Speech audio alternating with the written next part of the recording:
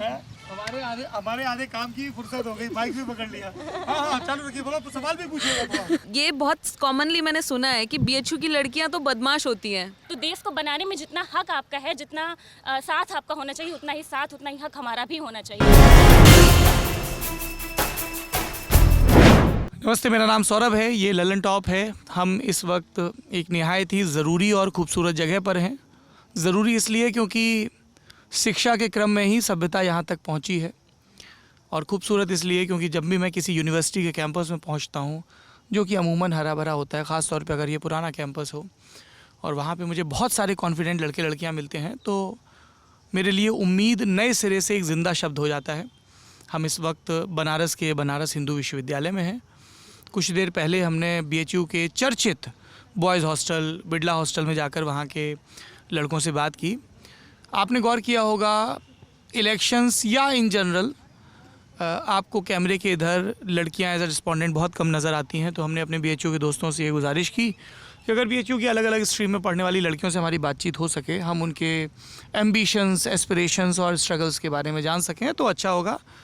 तो कृपापूर्वक ये सारी लड़कियां तैयार हुई हमसे बातचीत के लिए, और आइए थोड़ा इनकी ज़िंदगी में दाखिल होते हैं और समझते हैं कि समय कैसा चल रहा है। क्या नाम है आपका? नमस्ते। मेरा नाम तान्या है। तान्या, सोच रही होंगी कहाँ से हमारे बगल में आके बैठ गए। वो होता है ना कि मास्टर साहब सवाल पूछो तो पहला जिस पे पूछ दें तो पहले के पसीने छूटते और बाकी को राहत बच गए। पैसा तो कुछ नहीं है ना? नहीं। शाबाश। क्या पढ़ाई कर रही हो? BFA, bachelor of fine arts. थोड़ा देखो, ऐसा है ना, बहुत सारी लड़कियों को नहीं पता होगा, लड़कों को भी हो सकता है। हाँ। और चूंकि बीएचयू एक शानदार यूनिवर्सिटी है ना। हाँ, ये थोड़ा कम यश सर आया तो थोड़ा दाखिले का प्रोसेस, कोर्स, सब चीज़ें बताइए। इसको कई चीज़ों का मिक्सचर बना देते हैं इस वीडियो को, ठीक है? बताइए। Actually bachelor of fine arts हमारा ड्राइंग और पेंटिंग से रिलेटेड होता है। आप जानते होंगे, if in case fine arts, तो उसके एंट्रेंस के लिए हम लोग का फर्स्ट थियोरी होता है, उसको पहले क्लैरिफाई करना होता है। उसके तुमने बाद 12वीं में क्या पढ़ाई की यहाँ दाखिले के लिए? 12वीं में एक्चुअली मेरा स्ट्रीम कॉमर्स था। तो एक्चुअली मुझे स्टार्टिंग से ही मुझे BFA चिड़िया कबूतर बनाती थी? नहीं, चिड़िया कबूतर नहीं बनाते थे। हाँ। मतलब पोस्टर्स बनाते थे, मतलब अप्लाइड आर्ट्स था हमारा 12th में। तो पोस्टर मेकिंग आप जानते होंगे, एडवर्टीजमेंट वगैरह जो बनते हैं पोस्टर, तो वो हम लोग बनाते थे। और एंट्रेंस के लिए हम लोग का यहाँ पे पहले थियोरी होता है, उसको पहले आपको निकालना होता है। वो जिसका निकल जाता है तो उसको प्रैक्टिकल देने को मिलता है। प्रैक्टिकल में क्या होता है? प्रैक्टिकल में अभी जो न्यू गाइडलाइंस आए हैं उसके हिसाब से पर्सपेक्टिव के आपको एक सिचुएशन दी जाएगी, लाइक कि आप चींटी हैं, आपको चींटी के व्यू से आपको क्या दिख रहा है, लाइक इस चींटी के व्यू से क्या दिख रहा है? हाँ, ये आपको लाइक आपको एक सिचुएशन दी जाएगी कि आप इधर खड़े हैं, आपको इधर से कि एक बैग में हैं, आप एक छोटे से 6 सेंटीमीटर के हो गए हैं, आपको उस व्यू से आपको क्या दिख रहा है, आपको वो ड्रॉ करना है। बैग के अंदर? हाँ, बैग के अंदर आपको क्या दिख रहा है, आपको वो ड्रॉ करना है। तो ये है आपका, मतलब कि पहले तो अलग था ये। तो काफी इंटरेस्टिंग साउंड कर रहा है। हाँ, ये काफ़ी इंटरेस्टिंग होता है इसको। पर तो वही ड्राइंग के थ्रू और कलरिंग के थ्रू 2 आवर्स मिलते हैं हम लोग को, उसमें आपको कंप्लीट करना रहता है। इसमें विजुअलाइजेशन, हाँ, इमेजिनेशन, एक्सप्रेशन, सारी चीजें आ जाती हैं। सब आती हैं इसमें। पर्सपेक्टिव वगैरह मोस्टली इंपॉर्टेंट पर्सपेक्टिव होता है, क्योंकि आप छोटे हैं तो आपको ऑब्वियस है कि चीज़ें बड़ी दिखेंगी। तो ये सब चीज़ को मतलब एनालाइज करते हैं प्रोफेसर, और फिर उस हिसाब से एडमिशन मिलता है। Very good. अच्छा, हो सकता है कि मैं आप लोगों से कुछ सवाल पूछूं जो आप लोगों को बड़े अहमक पने से भरे, बड़े ऐसे ही लगें, पर बहुत ज़रूरी है वो पूछना। जैसे तुम यहाँ से BFA कर लोगी, फिर क्या करोगी? मास्टर करना है। मास्टर कर लोगी, फिर PhD भी कर लोगी, हाँ। फिर क्या करोगी? प्रोफेसर। मास्टर बनना है, हैं? हाँ, मास्टर बनना है। तो इसमें फिर आगे कुछ स्पेशलाइजेशन भी होता है? हाँ, बहुत होते हैं। मतलब कि आप फ्रीलांसर आर्टिस्ट भी बन सकते हैं, पर उसके लिए हम लोग को मनी चाहिए, और मनी के लिए कुछ ना कुछ तो आर्टिस्ट बनने के लिए मनी कैसे? मतलब कैनवस रंग खरीदने के लिए, या? हाँ, ऑब्वियस है, आपको कैनवस लेना है, आपको कलर लेने का। कलर बहुत कॉस्टली आते हैं। अच्छा। अच्छे कलर्स होते हैं। आपके ब्रश भी 5000-6000 के आते हैं। एक ब्रश? यस, एक ब्रश आपके 5000-6000 के आते हैं। लोगों को लगता है कि पेंटिंग बहुत महंगी है, बट उसके पीछे जो मटेरियल है, उसके पीछे जो चीज़ें, हमारी मेहनत है, हमारे एक्सपीरियंसेस हैं, वो लगते हैं। लोगों को लगता है 300-400 की उनको पेंटिंग मिल जाएगी, बट ऐसा नहीं होता है। हम लोग यहाँ पे आपको रेट बता देंगे 6000, तो लोग बोलते हैं अच्छा रहने दीजिए, इससे अच्छा हम फ़ोटो निकलवा ले। ये चीज़ें होती हैं, तो वो चीज़ें यहाँ पे नहीं है। आर्ट को लेके आग्रह कम होता जा रहा है। बहुत ज़्यादा। और मोस्टली इस एरिया में तो बहुत, जैसे कि आप दिल्ली, मुंबई या फिर फॉरेन में जाएंगे तो उसके ज़्यादा वो चीज़ें मेरे हैं। ख्याल से उसका एक संबंध तो आर्ट के सेंस से है, एक संबंध बाइंग कैपेसिटी हाँ, से भी वही है। चीज़, पर वही बाइंग चीज़। कैपेसिटी एक्सक्यूज इसलिए नहीं हो सकता क्योंकि लोग बड़ी फालतू चीज़ों में भी बहुत पैसा खर्चते वही हैं। पॉइंट है। लोगों को लगता है कि कम पैसे में मिल जाए तो अच्छी चीज़ है, बट उसके एक्सपीरियंसेस भी तो होते हैं, जैसे कि तो अगर हम, आप ये फाइन आर्ट्स करके पेंटिंग कर सकते हैं और हाँ मतलब sculpture बहुत, वगैरह? हाँ या स्कल्पचर वगैरह हमारे यहाँ अप्लाइड आर्ट है, पेंटिंग है, स्कल्पचर है, टेक्सटाइल है, सेरामिक है, मतलब पॉटरी वगैरह, तो बहुत ऑप्शंस है, वाइड रेंज है BFA हमारा। थोड़ा ऐसे माहौल बनाओ कि एकदम लोगों को लगे, लड़के लड़कियों को, कि नहीं यार ये अच्छा कोर्स नहीं, है। कोर्स तो बहुत अच्छा है ये, आप इसमें बहुत ये खिलाड़ी लोग कहाँ चले गए हैं? अच्छा जी, क्या नाम है आपका? गरिमा यादव, क्या पढ़ाई करते हैं? Masters of fine art MFA। Senior है तुम्हारी? हाँ हमारी सीनियर है ये। यहाँ तो मैंने सुना है कि सीनियर को दीदी बोलने का कल्चर है ना? हाँ दीदी बोलते हैं हम। दीदी बोलते हैं। तो दीदी हेल्प करती हैं, रैगिंग करती हैं, दोनों? नहीं नहीं, बहुत हेल्पफुल है। हाँ, किस में बोला, रैगिंग में या? नहीं नहीं, रैगिंग नहीं करती हैं, बहुत हेल्पफुल हैं, चाहे पर्सनल हो चाहे प्रोफेशनल हो, बहुत हेल्प करती हैं। तो आप भी आगे जाके अध्यापन में जाना चाहती हैं? हाँ, अब यहाँ पे आर्टिस्ट बनने के लिए पहले तो मनी होना चाहिए। मनी के लिए पहले कहीं से तो रिसोर्स हो कि कहाँ से पैसा आए, तो पहले तो टीचर ही बनना है, फिर इसके बाद आर्टिस्ट लाइन। पेंट करना है। कहाँ घर कहाँ है आपका? वाराणसी में ही है। आजमगढ़। आजमगढ़। देखिए मैं शुरू में ही आजमगढ़ का जिक्र कर रहा था, अभी मैं वहीं गया था। जी नमस्ते, क्या नाम है आपका? नमस्ते सर, मेरा नाम उर्वशी है। क्या करती हैं उर्वशी जी? हम भरतनाट्यम डांसर हैं और हम उसमें PhD कर रहे हैं। हमने BHU से अपनी एजुकेशन की है। कितने बढ़िया लोग हैं? हमारे आधे काम की फुर्सत हो गई, माइक भी पकड़ लिया। हाँ चालू रखिए, बोलो, सवाल भी पूछिएगा थोड़ा। नहीं सीरियसली कह रहा हूँ। नहीं आप सवाल भी पूछिए। नहीं मैं सीरियसली कह रहा हूँ, आप सवाल पूछ सकते हैं। आपको समझ में आ गया ना मैं क्या सवाल पूछ रहा हूँ? हाँ तो क्या आप लोग MTech कर रहे हैं? हाँ बताइए। मैंने अपना ग्रेजुएशन और masters bachelors in performing arts dance faculty of performing arts से किया है और अभी हम सेंट्रल यूनिवर्सिटी ऑफ हैदराबाद से अपनी PhD कर रहे हैं डांस भरतनाट्यम में। पूछो ना, भरतनाट्यम में PhD माइक पे पूछो। अरे माइक पे पूछो। भरतनाट्यम में PhD कैसे होती है? जैसे आपके मैथ साइंस इन सब स्ट्रीम में होती है, वैसे हमारे डांस में भी PhD होती है। बस थोड़ा सा ये है कि हम लोग प्रैक्टिकल एस्पेक्ट्स और थ्योरेटिकल एस्पेक्ट्स दोनों पे ही काम करते हैं। क्या है अगले सवाल? थोड़ा फॉर्मेट चेंज कर देते हैं हम लोग। हाँ भाई इधर गौर करिए। अरे आप आगे आ जाइए, आप लोग प्लीज़ कम फॉरवर्ड। तो जैसे इन्होंने बताया कि ये भरतनाट्यम में PhD कर रही हैं, तो आप में से किसी के मन में कोई क्वेरी आई क्या? नहीं, सबको सब आ रहा है ऑलरेडी। हाँ मतलब सवाल मेरे वाल मन नहीं में पूछे? आई है। हाँ पूछिए ना तो फिर। मतलब इसमें किस तरह के रिसर्च टॉपिक्स होते हैं, मतलब कि आप किस चीज़ पे, मतलब कोई एक सैम्पल टॉपिक आप बता सकें? अब जैसे हम एक चीज़ बोले, आप टेम्पल्स जाते होगे, ठीक है, वहाँ टेम्पल्स पे आप स्कल्पचर्स देखते होगे, तो वो सारे स्कल्पचर्स स्टैग्नेंट नहीं होते हैं, उसमें मुद्राएं होती हैं। तो हमारा एक टेम्पल पे भी एक पूरा टॉपिक है। देन हमारे यूनिवर्सिटी में एजुकेशन भरतनाट्यम कैसे आया, नॉर्थ में कैसे आया, क्योंकि वो साउथ की डांस फॉर्म शैली है। फिर हमारा एक टॉपिक होता है पूरा मैथ्स, जिसे हम बोलते हैं ताल, जो रिदम जैसे हम इंग्लिश में बोलते हैं, नोटेशन सिस्टम, पूरा उस पर एक टॉपिक होता है। देन हमारे होते हैं घराना, आपने म्यूज़िक में सुना होगा घराना होता है, वैसे हमारे डांस में भी घराना होता है। तो भरतनाट्यम के भी बानीज जिसे हम घराना बोलते हैं, वो भी टॉपिक है। तो काफ़ी सारे टॉपिक्स निकल के आ जाते हैं। फिर कंपैरेटिव स्टडी होती है, पेडागोजिकल स्टडी होती है, तो ये सारी चीज़ें। अब आप इनसे पूछिए ना। हाँ दीजिए माइक दीजिए माइक। अभी आप जिम्मेदारी लीजिए। अरे ऐसे नहीं होता, अभी थोड़ी देर पकड़ना पड़ेगा माइक। हाँ बताइए क्या? मेरा भी म्यूजिक था, मतलब इसमें फर्स्ट ईयर में, अब नहीं है। मैंने वोकल पढ़ा तो उसमें राग होते हैं। अरे इन्होंने म्यूजिक नहीं पढ़ा है? नहीं, राग में डांस करने ताल बताया ना दीदी ने हाँ, भी। ताल। जैसे आपने बताया कि ताल होता है भरतनाट्यम में, तो ऐसे राग भी होते होंगे कि आपको इस राग में डांस करना है। जैसे मैंने यमन पढ़ा है, तो आप इसमें कुछ बताइए क्योंकि मैंने ज़्यादा नहीं पढ़ा भी म्यूज़िक में। अब जैसे आपके के राग हो गए, ठीक है, नॉर्थ इंडियन आपने हिंदुस्तानी वोकल लिया होगा, है ना? हाँ, आपने हिंदुस्तानी लिया होगा, तो आपके में भी हो सकता है कि आप हिंदुस्तानी और कर्नाटक वोकल्स के रागों में आप किस तरीके से डिफरेंस कर सकते हो, उनके तालों पे डिफरेंस कर सकते हो। अब आपका जो यमन है, वहाँ पे भी कोई ऐसा होगा राग जो आपके सुबह के राग पे होगा, वहाँ पे भी सुबह का कोई राग होता होगा। हमारे प्रहरों के अकॉर्डिंग राग चलते होंगे, रात्रि के, हाँ जी, चारों प्रहर के अकॉर्डिंग। तो वो आप नॉर्थ और साउथ में डिफ्रेंशिएट करके आप अपना उसमें भी PhD कर सकते हो, अगर आपका वो तो। ये पीछे के जो खिलाड़ी लोग हैं ना, कह रहे हैं ये बड़ी हैवी बात हो रही है, हमें नहीं पढ़ना है इसके चक्कर में है।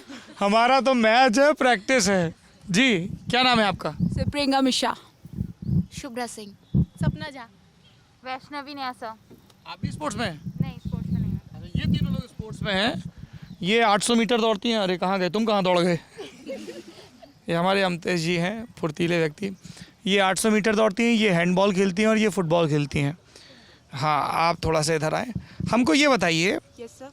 कि जब आप लोगों ने ऐसे पहली दफ़ा शुरुआती दौर में स्पोर्ट्स खेलना शुरू किया तो घर वालों की क्या रिएक्शन थी? एनकरेजिंग थे या आपको कन्विंस करना पड़ा? और यहाँ पे दाखिले का प्रोसेस क्या था? सर मेरे घर पे तो एनकरेजिंग थे क्योंकि मेरे पापा आर्मी से हैं, तो लाइक वो मेरे ब्लड में ही है, तो मेरे अंदर खुद ही आ गया। मैं 8th क्लास में थी तब मैंने स्टार्ट किया था एथलेटिक्स को शुरू करना, मतलब तो उससे मुझे खुद ही फ्रीडम फील होती थी, मतलब एक टाइप ऑफ फ्रीडम था मतलब मेरे लिए रनिंग करना। तो फिर मैंने स्टार्ट किया तो पेरेंट्स भी एग्री थे इस बात के लिए। और सर रही बात यहाँ पे एडमिशन लेने का प्रोसेस का, तो मेरा जो स्ट्रीम था वो कॉमर्स था और फिर आगे मैंने बीए किया। मेरे को बीपी के बारे में नहीं पता था। बीपी हमारे इलाहाबाद यूनिवर्सिटी में होता है, लेकिन क्या फुल फॉर्म है? Sir bachelor in physical education BP होता है, वो ग्रेजुएशन के इक्विवेलेंट ही होता है वो, लेकिन उस टाइप मुझे पता नहीं था इसके बारे में। लेकिन मैंने अपना बीए कंप्लीट किया। उसके बाद मुझे मेरे साथ के एक अंकित सर हैं, उन्होंने मेरे को बताया कि बीपीएड होता है, आप ग्रेजुएशन के बाद कर सकते हो। तो मैंने यहाँ बीएचयू के लिए फॉर्म अप्लाई किया और फिर यहाँ पे हमारा क्या होता है, थ्योरी टेस्ट होता है और थ्योरी टेस्ट आप अगर क्वालिफाई कर ले जाते हो तो उसमें आपको प्रैक्टिकल के लिए बुलाया जाता है। फिर उसके बाद आपका प्रैक्टिकल एग्ज़ाम क्लियर हो जाता है, फिर मेरिट लिस्ट बनती है, देन आपका एडमिशन। फिर यहाँ क्या सिखाते हैं? सर हम लोगों को यहाँ पे पढ़ाते भी हैं और हमें डिफरेंट गेम्स के बारे में सारे रूल्स एंड रेगुलेशन बताते हैं। और हमारी मतलब सुबह हमारी जो मॉर्निंग क्लास होती है 6 से लेकर 9:30 तक, हमें सारे मतलब मॉर्निंग क्लास में जो भी गेम्स होते हैं डिफरेंट गेम्स, उनके रूल रेगुलेशन, कैसे खेलना है और हमें कैसे कंडक्ट कराना है और लाइक हमारा मतलब मेजरमेंट वगैरह सब कुछ बताते हैं उसमें। और आगे करियर का क्या स्कोप है? सर आगे मेरा करियर का स्कोप ये है कि लाइक मैं फिजिकल एजुकेशन टीचर बन सकती हूँ केंद्रीय विद्यालय में, नवोदय विद्यालय में, और लाइक यूपी में कई सारी वैकेंसीज आती हैं और DSSB में भी वैकेंसीज आती है, आर्मी स्कूल्स में आती हैं, ये सब। आपके घर में कैसा था? पहले शुरुआत में तो जैसे हम लोगों मैंने नवोदय में स्टडी किया है, तो उस टाइम पहले पापा ने मना कर दिया था कि नहीं तुम्हें खेलना नहीं है, बस पढ़ाई करना है। तो मुझे ऐसा लगता था कि नहीं मुझे खेलना चाहिए, तो हम हमेशा खेलते थे। फिर बाद में सपोर्ट मिला तो इसलिए मैंने स्पोर्ट्स में वो किया। अभी फ़िलहाल अच्छा है मेरे घर में कि मेरे मम्मी पापा सब बहुत सपोर्टिव हैं। और जब यहाँ ग्रेजुएशन भी मेरा बीए भी यहाँ से है, फिर बीपीएड भी मैंने यहीं से किया है और एमपीएड भी मैंने यहीं प्रेजेंट टाइम पे कर रही हूँ। तो ऐसा है कि ठीक है, सब फैमिली बहुत सपोर्टिव है इस समय। आपके घर में क्या सीन है? मैं शुरू कहाँ से करूँ, मैं तो ये सोच रही हूँ, कंफ्यूज हूँ और एक्साइटमेंट भी है काफ़ी। माइक पकड़ लीजिए, दूर है दीदी। हाँ, मैं थोड़ी सी कंफ्यूज भी हूँ और एक्साइटमेंट भी है मेरे पास, क्योंकि जब स्टार्टिंग में मैंने गेम्स स्टार्ट किए थे तो मतलब मेरे फैमिली बैकग्राउंड में किसी को भी स्पोर्ट्स के बारे में कुछ भी कानपुर, तो वहाँ कुछ भी पता नहीं था। लाइक इसमें सबसे बड़ा रोल हम सोशल मीडिया और मीडिया को ही मानेंगे, क्योंकि जब हमने खेलना स्टार्ट किया था तो उनकी रिकवरी कहिए या मेरा लक कहिए कि कुछ ऐसा उन्होंने रिकवर किया था कि मेरी फैमिली को लगा कि कुछ हो सकता है। और फिर जो सोसाइटी होती है, आपकी बेटी कर सकती है, ये है वो है करके, तो फिर जब मैंने स्टार्ट किया तो मेरी फैमिली मेरे पीछे अभी खड़ी है। अच्छा, थोड़ा डिटेल बताइए कि आपके आसपास कोई फुटबॉल खेलता है? एक सेकंड माइक दीजिए मुझे, पर मेरी आवाज़ नहीं आई, अमतेश जी नाराज़ होंगे। मैं थोड़ा सा ये जानना चाहता हूँ, बहुत सारी लड़कियाँ हैं जो इसको देखेंगी वीडियो को, आई होप, और उनके अंदर स्पोर्ट्स को लेके एक्साइटमेंट होगा, उत्साह होगा। तो कैसे शुरुआत हुई? आपके आसपास कोई एकेडमी थी, कोई खेलता था? जो इनिशियल ड्राफ्टिंग है उसके बारे में मेरी दिलचस्पी है। नहीं, मेरे अगल बगल कोई भी नहीं खेलता था। एक्चुअली मेरी जो स्कूलिंग हुई है वो गवर्नमेंट स्कूल से हुई है। जब वहाँ पर ऐसे ही पीटीआई टीचर्स जो आते हैं, लाइक सब्स्टिट्यूशन क्लास जो बोलते हैं, ऐसे ही लगता था, तो हम लोग झुंड में चले गए थे खेलने। कि एक्चुअली साइंस साइड से रही हूँ तो बस ऐसे ही टाइम पास चले जा रहे हैं। फिर जब मैं गई तो अच्छा लगा, फिर नेक्स्ट डे मुझे टीचर्स ने स्पेशल बोला आने के लिए, फिर देन कंटिन्यू है। हाँ जी, नमस्ते, क्या नाम है आपका? Myself Sakshi Singh, and I just completed my BA BPEd MPEd from Banaras Hindu University. Right now I am a teacher in St. John's DLW. Sports के बारे में अगर बैकग्राउंड इसका बोला जाए तो लाइक बहुत ही टफ है, क्योंकि गर्ल्स के लिए इतना इजी नहीं है ये फील्ड। आपको पता है कि अपनी इंडियन कल्चर की सोसाइटी कैसी है, तो ऑब्वियसली हम लोग के लाइफ में भी ऐसा फेज आता है। हालांकि हमारे जो फैमिली है वो तो सपोर्टिव थे, and I am just studying from केंद्रीय विद्यालय, तो मेरे लिए इतना ज़्यादा प्रॉब्लम नहीं था, क्योंकि केंद्रीय विद्यालय में आपको ये सारी चीज़ की अपॉर्चुनिटी मिलती है। बट अगर हम बाकी जगहों पे देखें, जैसे यूपी गवर्नमेंट में देखें, लाइक अभी तो धीरे धीरे चीज़ें सुधर रही हैं, बट वहाँ पर स्पोर्ट्स का कल्चर जो है बिल्कुल बिल्कुल डंप है, लाइक गर्ल्स के लिए तो बिल्कुल।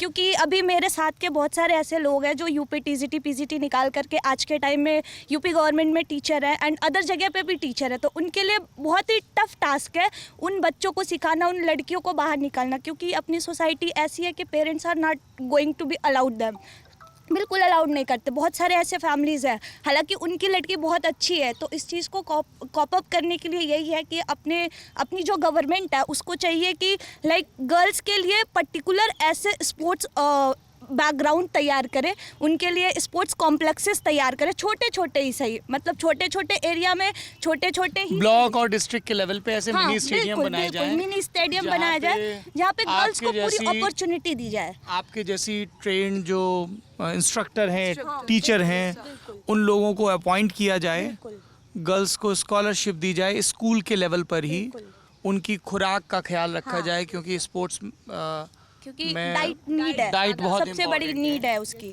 तो स्कॉलरशिप इंस्ट्रक्शन सर कि लास्ट में पेरेंट्स हो या कोई भी हो, हम खुद भी देख रहे हैं कि आगे स्कोप क्या है।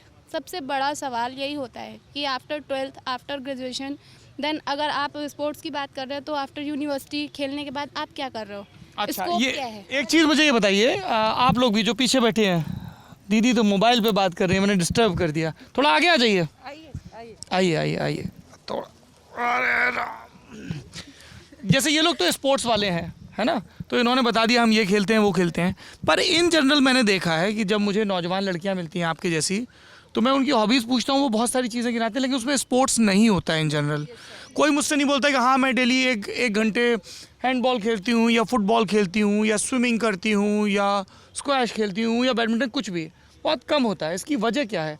स्पोर्ट्स हम लड़कियों की ज़िंदगी का उतना अनिवार्य हिस्सा क्यों नहीं जितना अमूमन लड़कों का होता है? क्या नाम है आपका? मानसी शाह। बेसिकली हम अगर बेस से स्टार्ट करेंगे, अगर स्कूलिंग ही हमारी बेटर होगी, स्कूल्स में इतना नहीं होता है हर जगह। तो कभी गवर्नमेंट स्कूल्स होते हैं, प्राइवेट स्कूल्स होते हैं, कोई स्कूल एकदम बिल्डिंग जैसा होता है, उसमें ग्राउंड्स नहीं होते। मैं जिस स्कूल से हूँ उसमें ग्राउंड नहीं था, तो उसमें स्पोर्ट्स का उतना चांस नहीं था। हम लोग बस फाइन आर्ट्स, हम तो फाइन आर्ट्स कर रहे हैं, तो हम लोग का फाइन आर्ट्स में बहुत ज़्यादा इंटरेस्ट था स्टार्टिंग से ही, तो हमारे टीचर्स उसमें सपोर्टिव थे। बट जब हमारे पास ग्राउंड नहीं, हमारे पास फैसिलिटीज़ ही नहीं है बेस लेवल से, तो स्टूडेंट इंटरेस्ट ही नहीं डेवलप करेंगे। और ये तो स्कूल की बात हो गई, और हम जिन घरों में रहते हैं उनके आसपास भी ऐसे क्या खेल के मैदान नहीं है जहाँ पे लड़कियाँ जा खेल सकें या ट्रेनिंग? क्या है मसला? जैसे लड़के तो हमें देखते हैं कहीं भी क्रिकेट खेलना शुरू हो जाते हैं।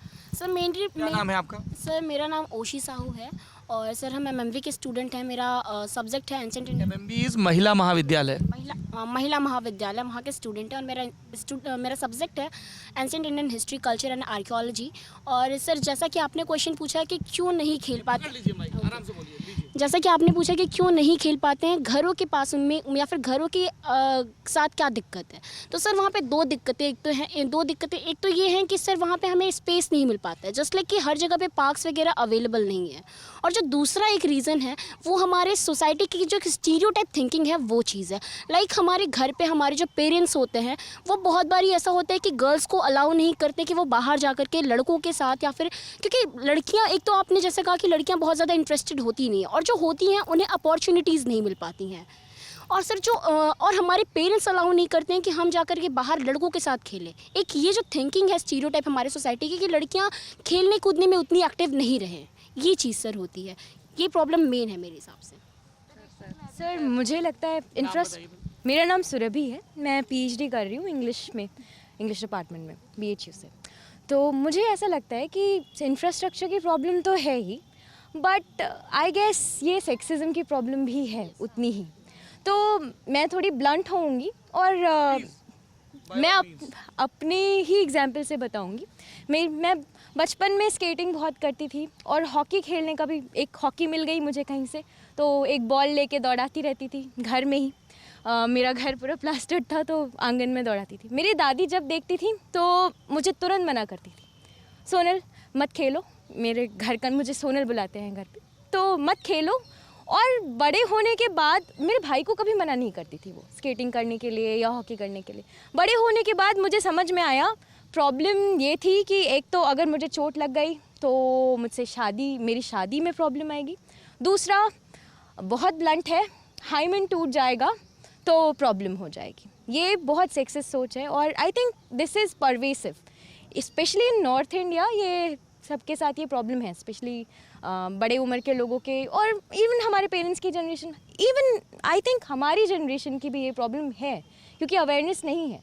सिर्फ डिपार्टमेंट में बैठ के हम लोग इसके बारे में बात करते हैं, लेकिन बाकी जनरल पॉपुलेशन को आप पूछें तो मुझे नहीं लगता कि कोई इतना अवेयर है। People are very misinformed about things. Sir I want to include something. जी बोलिए। हाँ जी सर, मैं बताना चाहूँगी लाइक इस ये जो फील्ड है physical education, I just want to tell you some beauty of this physical education. आप थोड़ा हिंदी में बोलेंगे तो ज़्यादा लोगों को समझ आएगा। बिल्कुल बिल्कुल सर, जो फिजिकल एजुकेशन हमारा जो फील्ड है, लाइक हम बीपीएड एमपीएड जैसे बाकी कोर्सेज में यूजी पीजी करते हैं, इसमें हमारे में भी पीएचडी है।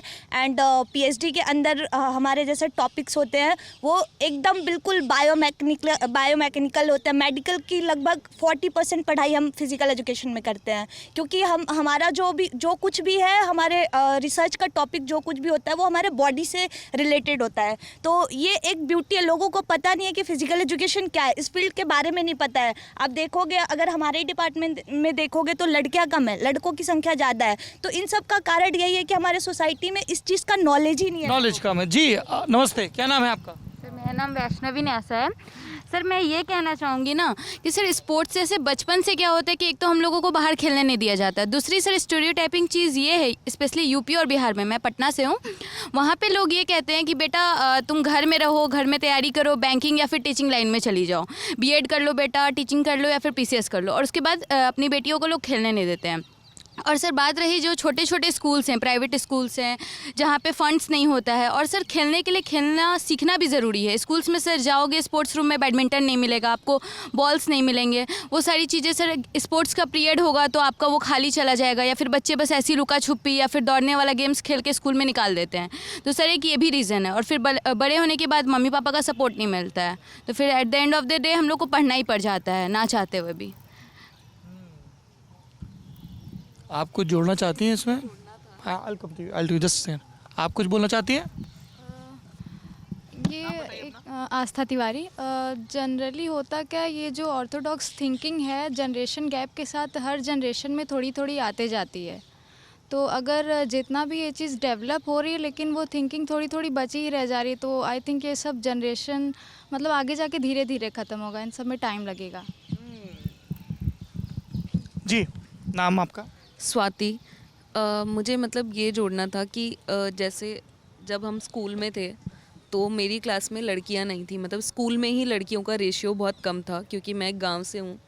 तो जब स्पोर्ट्स पीरियड होता था तो मेरे लिए वो पीरियड होता था कि मुझे 1 घंटा बैठना है और बाकी सब लड़के क्रिकेट खेल रहे हैं, क्योंकि इट वाज नॉट सपोर्टेड, मतलब ये इस चीज़ को सपोर्ट नहीं किया जाता था कि मैं लड़कों के साथ खेलूँ या लड़के लड़कियाँ आपस में कंफर्टेबली खेलें।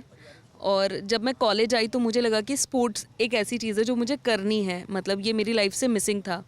फिर मैंने बॉक्सिंग ज्वाइन किया तो मैंने देखा बहुत सारे ऐसे स्पोर्ट्स हैं जिसकी हमारे कॉलेज में, मतलब IITs are claim to be कि बहुत अच्छा इंफ्रास्ट्रक्चर। आप यहाँ IIT में पढ़ते हैं? हाँ, तो इंफ्रास्ट्रक्चर बहुत अच्छा होता है, लेकिन जो कोचेज़ होते हैं सिंगल गेम के लिए, जैसे बॉक्सिंग के लिए कोच है, तो वो मेंस टीम को कोच करते थे और उनके विजन में ही नहीं था कि वो विमेंस टीम बनाए। और अगर कोई विमेन कोच होती तो वो इस चीज़ को समझती, मुझे ऐसा लगता है।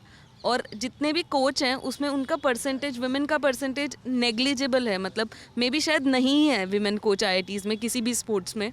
तो ये एक लैग मुझे बहुत बड़ा फील हुआ कि देयर शुड बी इक्वल, मतलब अगर कोई मेल कोच है किसी स्पोर्ट के लिए तो विमेन कोच भी होना चाहिए, फीमेल कोच, और फीमेल टीम्स भी एग्जिस्ट करनी चाहिए और कॉलेज के विज़न में होना चाहिए। जैसे हमारे कॉलेज में हॉकी की विमेंस टीम नहीं थी, फुटबॉल की विमेंस टीम नहीं थी, जो कि काफ़ी पॉपुलर स्पोर्ट्स हैं, मतलब सिर्फ बॉक्सिंग की बात नहीं है, मतलब हॉकी, फुटबॉल और इन सब के भी विमेंस टीम नहीं थी। तो ये मतलब एक इंस्टीट्यूशनल लेवल पे भी हम इस चीज़ में लैग करते हैं।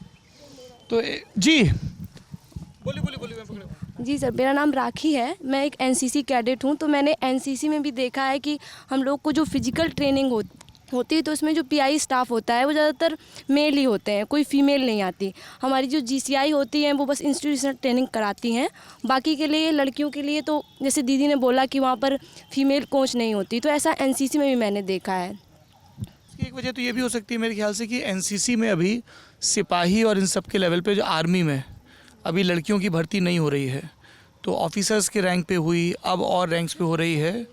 तो जीसीआई आर देयर, एएनओ और जीसीआई होती है वहाँ, लेकिन वो भर्तियाँ हो रही है सर अभी आर्मी में। हाँ सर, हो रही है, अभी शुरू हुई है ना? अभी शुरू है मैं सर। वही कह रहा हूँ, तो वो आर्मी में भी शुरू हुई है, तो वो एनसीसी के यहाँ पे माइंडसेट की है सर, जब तक आप माइंडसेट से मैं उससे डिनाई नहीं कर रहा हूँ, मैं तो आप लोगों की सब बात से सहमत हूँ। मेरे लिए तो ये एक लर्निंग है, पर मुझे लगा कि वो चूँकि वहाँ पे आर्मी के ही जवान हमने देखा ही आते हैं ट्रेनिंग के लिए। वो एक गर्ल्स यूनिट है ना, तो अच्छा कोई रहती है, तो आपने जैसे बोला कि वहाँ पर जो पीआई स्टाफ होते हैं वो मेल रहते हैं, लेकिन हमारी जो यूनिट है वो गर्ल्स यूनिट है। तो जो हमारी एडम होती है वो भी फीमेल होती है, एएनओ होती है, जीसीआई होती है, बट हमें जो फिजिकल ट्रेनिंग देने के लिए कोई ऑपोर नहीं रहता, सिर्फ पीआई स्टाफ रहते हैं। और इसके साथ लड़कियों के साथ बहुत ज़्यादा प्रॉब्लम होती है कि पीआई स्टाफ उनको परेशान करते हैं, फ़ोन कॉल वगैरह ऐसा बहुत कुछ होता है। तो मैंने ये देखा है कि जैसे दीदी ने बोला कि कोई भी फीमेल कोच नहीं रहता है, ये वो थोड़ा उसकी वजह से होता है। चलिए, ये तो एक स्पोर्ट्स की बात होगी, थोड़ा सा आप लोग आगे आ जाएंगे ना तो ज़्यादा पार्टिसिपेट कर पाएंगे। आ जाओ दीदी, क्या नाम है आपका? शिवा। शिवा, क्या पढ़ाई करते हो? सर हम बीएफए कर रहे हैं।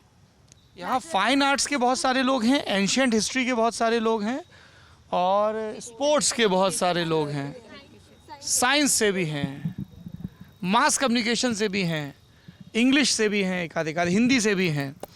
आप कुछ कहना चाहेंगे, ये क्यों खेलकूद में इतना? सर हम ये कहना चाहेंगे कि जो एक परंपरावादी सोच चली है कि बिलोंग करते हैं जहाँ से, बोलिए। वहाँ से मतलब अपने घर परिवार में कि उस तरह से मोटिवेशन वगैरह। अच्छा, आप माइक की तरफ देख के बोलिए। हाँ बोलिए, इधर सामने देख के बोलिए। हाँ बोले। अच्छा रुको, एक सेकंड रुक जाओ। हाँ लो, अब ठीक है, अब बोलो। हाँ, मैं ये कहना चाहती हूँ सर कि जो हमारी परंपरावादी सोच चल रही है घर परिवार में, कि जैसे दादी रानी जैसे उन्होंने दीदी लोगों ने कई सारी वही चीज़ें बताई, और खासतौर से एक माहौल कि परिवार में उस तरह का माहौल नहीं मिल पा रहा, टोक दिया जाता है। तो हाँ, टोक दिया जाता है कि तुम मतलब कि घरेलू काम करने के लिए ही बनी हो, इतना पढ़ के क्या करोगी, यही शादी करना, ये सब मतलब जो पहले की बनाई हुई चीज़ें उसी तरह से माहौल बदला नहीं है इस वजह से। देखिए, अब इसी से हम अगले पॉइंट पे चलते हैं। मुझे पर्सनली लगता है, आई माइट बी रॉन्ग, कि लड़कियों के लिए दो चीज़ें बड़ी ज़रूरी हैं, जो ऑब्वियस चीज़ें हैं, हेल्थ और पढ़ाई, इन सब के अलावा एक फाइनेंशियली उनका इंडिपेंडेंट होना बहुत ज़रूरी है, चाहे वो नौकरी करें चाहे कारोबार करें, है ना।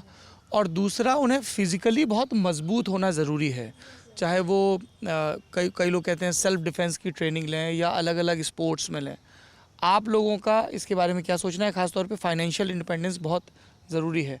तो घर में इस तरह का रहता है, क्योंकि मैं अभी थोड़ी देर पहले यहाँ नहीं पहले किसी से बात कर रहा था, वो फाइन आर्ट्स की स्टूडेंट हैं, बहुत अच्छी स्टूडेंट हैं, बट शी वॉज़ लाइक कि मेरे घर वाले अभी से मुझे फ़ोटो भेजने लगे हैं कि ये लड़का देख लिया, अच्छा 1 साल में जो कर सकती हो कर लो, है ना।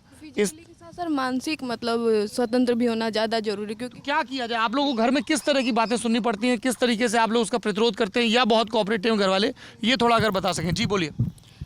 ओके सर, तो जो आपने कहा कि फाइनेंशियली इंडिपेंडेंस, सर तो गर्ल्स के साथ ये प्रॉब्लम है कि अगर वो फाइनेंशियली इंडिपेंडेंट नहीं है तो उन्हें कोई हक नहीं है कि वो अपने विचार रख सकें। एक तो गर्ल्स के साथ सबसे बड़ी प्रॉब्लम्स ये है कि अगर उन्हें अपने अकॉर्डिंग चीज़ें रखनी है तो उनको फाइनेंशियली इंडिपेंडेंट होना बहुत ज़रूरी है। और जो दूसरी बात आपने कही, क्या ये ज़रूरी तो है, ये तो थ्योरी वाली बात हो गई, पर असल में जैसे आप लोगों ने क्या सोचा कि आगे आप लोगों करियर में कितना एडवांस होंगे, कितनी मोहलत रहती है, नहीं रहती, किस तरह के प्रेशर रहते हैं, थोड़ा रियलिटी पता चले। जी, हर्षिता है और मेरा एंशिएंट हिस्ट्री है राइट नाउ। सर ऐसा नहीं, like I come from very different family, मुझे नहीं लगता कि ऐसी लाइक फाइनेंशियली वाला थिंग भी नहीं है मेरे घर में, और मेरे घर में कभी कुछ प्रेशर भी नहीं किया कि तुम्हें क्या पढ़ना है क्या नहीं पढ़ना है। बट एक प्रेशर हमेशा से ये रहा है कि लाइक मेरे घर में मेरी मम्मी प्रिंसिपल हैं, पापा एडवोकेट हैं, मेरे मामा IITN है, मामी GNU से PhD कर रही हैं, तो इन सब का बहुत प्रेशर रहता है कि घर में कोई इज्जत नहीं है, एंड अगर हम इनसे ऊपर नहीं हैं किसी पोजीशन में या पोस्ट पे, तो अभी मैं बनारस हिंदू यूनिवर्सिटी में पढ़ रही हूँ, पर मेरे घर में कोई इतना वो नहीं कि हाँ ठीक है यही तो कर रही हो लाइक। और इन्होंने कभी ये नहीं बोला लाइक कि बहुत से पेरेंट्स होते हैं ना, बताते हैं कि हाँ बेटा तुम नीट कर लो, गाइड करते हैं। मेरे घर वाले तुम्हें जो करना करो, तो अच्छी बात है ना। लेकिन सर कभी कभी होता है ना कि हाँ ठीक है ये अच्छी बात है बहुत से लोगों, लेकिन हम लोग नहीं थे इतने मैच्योर कि खुद से कुछ सब्जेक्ट सेलेक्ट कर पाते। और फाइनेंशियल दिक्कत तो नहीं है सच। मैं शायद अपना सवाल क्लियर नहीं कर पाया। मैं ये नहीं कह रहा हूँ कि आप में से किसी को फाइनेंशियल दिक्कत है नहीं, मैं कह रहा हूँ कि आप लोगों के ऊपर मेंटली ये प्रेशर कितना रहता है कि यार मुझे कोई नौकरी हासिल करनी है, कोई बिजनेस अपना करना ही है, I can not depend on others. जी मैम बताइए। सर प्रेशर तो रहता ही है, मास्टर्स करी नहीं कि शादी के रिश्ते शुरू हो जाते हैं। और कास्ट का भी इशू है, सेम कास्ट में शादी करने के लिए पेरेंट्स प्रेशराइज करते हैं, तो अपनी मर्जी से शादी कर पाना इज अ। मास्क क्यों पहन लिया तुरंत ये बोल के? ये बोली यस सर बहुत एक सेकंड बोली यस सर बहुत बड़ा इशू है और फिर तुरंत ऐसे। हाँ मैं अपने से एग्जांपल दे रही हूँ, बी फ्रैंक, कि अभी कुछ ही महीनों पहले मेरी फैमिली से फ़ोन आया कि तुम्हारे लिए लड़का देखा है, और लाइक वो TCS में जॉब कर रहा है, तो उसके पापा ने उसके अकाउंट में 20 लाख रुपए डिपॉजिट कर रखे हैं और उसकी सैलरी 1 लाख के ऊपर है। तो मैंने सडनली एक क्वेश्चन पूछा ऐसे ही कि ठीक है, क्या आपने 20 लाख रुपए गिने? सही में 20 लाख रुपए है उसके पास? अरे जिन्होंने बताया है हमें खुद से ज़्यादा भरोसा है। तो हमने कहा ठीक है, तो उसकी सैलरी स्लिप आप भेज दीजिए और हम देख लेते हैं। तो उन्होंने कहा ओके भेजती हूँ। और जब उन्होंने फिर खुद बोला कि आप वीडियो कॉल पे बात कर सकते हो, आईडी मंगा लो उसकी। जब उन्होंने आईडी भेजी, मैंने पूछा कि ये कहाँ पोस्टेड है, तो उन्होंने बोला कि ये नोएडा में पोस्टेड है। और फिर उनकी आईडी में मुंबई का एड्रेस था और शादी उन्हें बिहार से करनी थी। तो हमने कहा बिरला जी भी इतना जगह नहीं डिसाइड करेंगे भाई कि नोएडा में पोस्टेड हैं, मुंबई की आईडी है और यहाँ पर शादी वहाँ, वो भी अपने घर से नहीं करेंगे, बहन के घर से करेंगे। तो हमने कहा ये अब पाकिस्तान से हम इंडिया जाएं गोल मारने, फिर इंडिया से श्रीलंका जाएं, ये किस किस जगह हम घूमेंगे ज़िंदगी भर? के यही करते रहेंगे? आप हमें वो दिखा दीजिए। देन उसके बाद वो फिनिश। ये लड़की इतना बोल रही है, फिर मेरे फैमिली लड़की तेज है, ये ट्रेनिंग बड़ी दी जाती है क्यों कि लड़की को तेज नहीं होना चाहिए। नहीं पता है, मेरे फैमिली से ही फ़ोन आ गया कि इस लड़की ने इतना पढ़ लिया है कि इतनी पढ़ने की वजह से पागल हो गई है, अब इसके लिए इतना पढ़ा लिखा लड़का कैसे ढूंढेंगे? ऐसा होता है? आप एमटेक कर रही हैं ये? बहुत ज़्यादा, बहुत ज़्यादा। मतलब मैं रिसर्च करना चाहती थी, और मतलब मैं तो इंडिया में ही रह के रिसर्च करना चाहती थी। बहुत सारे ऐसे टॉपिक्स पे थे जिन पे मुझे काम करना था, लेकिन क्योंकि रिसर्च वेल पेड नहीं है और बाकी फील्ड्स वेल पेड है, तो उस टाइम मुझे लगता था कि IIT से बीटेक करना मेरे लिए कर्ज हो गया है, क्योंकि अब लोगों के एक्सपेक्टेशंस बहुत ज़्यादा है। तो मतलब बीटेक के बाद मैंने जॉब नहीं ली, उसके बाद मैंने अब जॉब ली है, क्योंकि मुझे समझ आ रहा है कि फाइनेंशियल फ्रीडम के साथ ही थोड़ी और फ्रीडम आएगी डिसीजंस लेने की। तो अब मुझे जॉब करनी पड़ रही है, फिर मैं पैसे सेव करूँगी। जब मैं थोड़ा अपने डिसीजन से फैमिली को कट ऑफ करूँगी, तभी मैं आगे PhD करने का डिसीज़न ले पाऊँगी। बट वो मैं इमीडिएटली कर सकती थी, पूरी विल पावर थी, सब कुछ था, बट सपोर्ट नहीं था, और माइंडसेट ने बहुत बड़ा रोल प्ले किया। बताइए मैम, ये तमगा आपने कितनी बार सुना है इस तरह का? जो मैंने तो बहुत सुना है कि साहब अरे साहब लड़की तो बड़ी तेज़ है, इस तरह के स्टीरियोटाइप भी चलते हैं हम लोगों की तरफ। अरे गंगा पार की लड़की नहीं लेनी, जमुना पार की लड़की नहीं लेनी, यहाँ की लड़कियाँ। तो तेज लड़कियों से क्या समस्या होती है बताइए? जैसे कोई लड़की घर वालों को मुंह पर ही कुछ बोल दे या फिर कहे कि कुछ गलत है, गलत को गलत कहे, सही को सही कहे, तो ये घर वालों को नहीं अच्छा लगता, चाहे घर वाले कितना भी प्रोग्रेसिव बने। और ये बात तो हम बार बार सुनते हैं कि अरे इतना पढ़ ली, इसके बाद क्या करेंगे, कहाँ से लड़का ढूंढेंगे? हाँ, पढ़ के पागल हो जाएंगे, ज़्यादा दिमाग खुल जाएगा। ये माइक पे रिकॉर्ड नहीं होगा, माइक पे रिकॉर्ड। एक क्वेश्चन फिर ये भी आ जाता है कि अगर एज हो गई तो फिर रिश्ते नहीं मिलेंगे। मतलब एज हो गई तो किसी भी बुड्ढे से हाथ पकड़ा दो। चलो बाय बाय। बड़ा जजमेंट है। नहीं माइक तो दीजिए। हाँ बोलिए बोलिए। सर एक इशू हमारे बिहार में ये होता है ना कि जल्दी से शादी करा दो, उम्र हो जाएगी, मोटी हो जाएगी, लड़का नहीं मिलेगा, ये भी सीन है बहुत ज़्यादा। और सर पढ़ी लिखी लड़की के संग क्या है कि घर फोड़ देगी, सास की बात नहीं मानेगी, संस्कारी नहीं होगी, एक ये प्रॉब्लम है। तो सर इस चीज़ का बहुत प्रेशर रहता है कि फिनेंशियली चीज़ समझ में नहीं आई मुझे। पर्सनली ऐसा लगता है, हो सकता है कि मैं गलत हूँ, कि जो लोग ज़्यादा पढ़े लिखे होते हैं वो ज़्यादा संस्कारी होते हैं। कैसे? क्योंकि तब जब आप खूब पढ़ लेते हैं, आपके भीतर की तर्क शक्ति बढ़ जाती है, आप क्यूरियस हो जाते हैं, तब आपको जो कुछ भी बता दिया गया संस्कार के नाम पे आप एज इट इज़ नहीं मानते हैं। आप थोड़ा अपना दिमाग भी अप्लाई करते हैं। आप ऐसा नहीं कि ट्रेडिशंस को सिरे से खारिज कर देते हैं, लेकिन आप उन ट्रेडिशंस के साथ क्रिटिकली इंगेज करते हैं, ज़्यादा मीनिंगफुल ढंग से करते हैं। ऐसा है क्या? आप तो थोड़ा आगे आइए। है मतलब मेरा इससे डिफरेंट है ओपिनियन। बोलिए। मतलब मेरे दोनों भाई भी IIT से ही बीटेक किए हैं, लेकिन उनके थॉट्स मेरे पापा बहुत रैशनली सोचते हैं, पर वो उल्टा सोचते हैं मेरे भाई। हमारे भाइयों को और पढ़ने की ज़रूरत है फिर। हाँ, बहुत इरेशनली सोचते हैं। मतलब जैसे मैं बोलती हूँ कि मुझे आगे पढ़ना है, तो वो बोलते हैं कि तुम शादी करो, फिर जैसे वो लड़का डिसाइड करेगा उस हिसाब से तुम पढ़ना। वो मजाक में कहते हैं सीरियसली? नहीं सीरियसली, मतलब वो मुझे ऐसे सोचने को बोलते हैं कि तुम ऐसा करो, डिसाइड करो, फिर उसके बाद जहाँ शादी हो जाए उसके बाद देखना कि वो कहाँ रह रहा है, वहीं से तुम पढ़ना। या तो कुछ ऐसा ही करो, मतलब शादी के बीच में बैरियर नहीं आना चाहिए। मतलब आपका करियर में एक लाइन है, शादी, उसको क्रॉस करके ही आप करियर में भी आगे जाओ। तो जैसे हम लोग फिजिक्स में ऑप्टिक्स में पढ़ते थे ना, ऐसे कोई ग्लास सरफेस कुछ है और ऐसे रे आ रही है तो वो थोड़ा सा उस डेविएट हो जाती है। सर एक तो वो छोटी सी स्टोरी ऐड करूंगी इसी में। रिसेंटली की बात है अभी ये, मुझे बुलेट चलाना बहुत पसंद है।